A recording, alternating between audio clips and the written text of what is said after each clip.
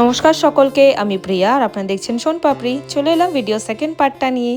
সকালটা শুরু হলো খাবার দাবার দিয়ে। সকাল না, অনেক দেরিতেই ঘুম থেকে উঠেছিলাম আর কি। আর লজ্জার কথা কি বলবো, সানডে একটু ঘুমিয়ে পড়েছিলাম আর কেউ ডাকেও নি।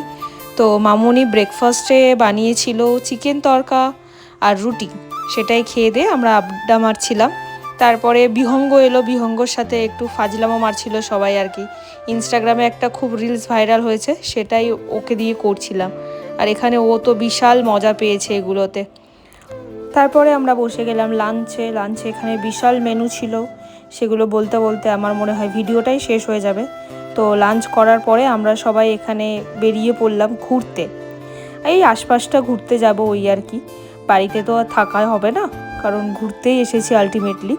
তো পাশেই চণ্ডীতলা ঘাট, গোবরডাঙ্গা চণ্ডীতলা ঘাট, তো ওখানেই গেছিলাম। ওখানে বেশ কিছুক্ষণ বসেছিলাম, বেশ সুন্দর হাওয়া দিচ্ছিল, কারণ ওই দিনকে খুবই গরম ছিল, তো হাওয়াটা বেশ ভালো লাগছিল।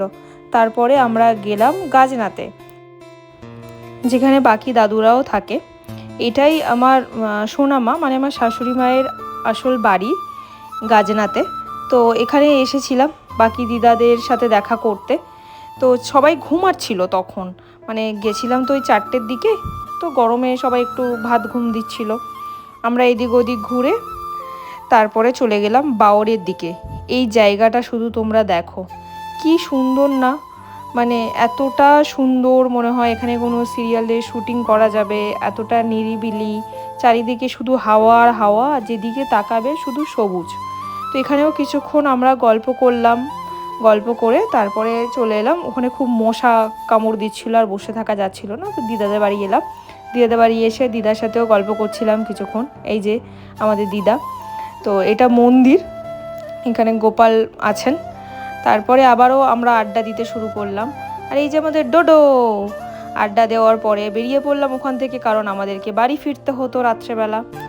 সারাদিন হাসি মজার মধ্যে সময়টা যে কিভাবে চলে গেল আমরা নিজেরাও বুঝতে পারলাম না। বাড়ি যাওয়ার সময় হয়ে এসেছে। তো আজকে ভিডিওটা এই পর্যন্তই। ভালো লাগলে লাইক করো, সাবস্ক্রাইব করো, পাশে থেকো। টাটা।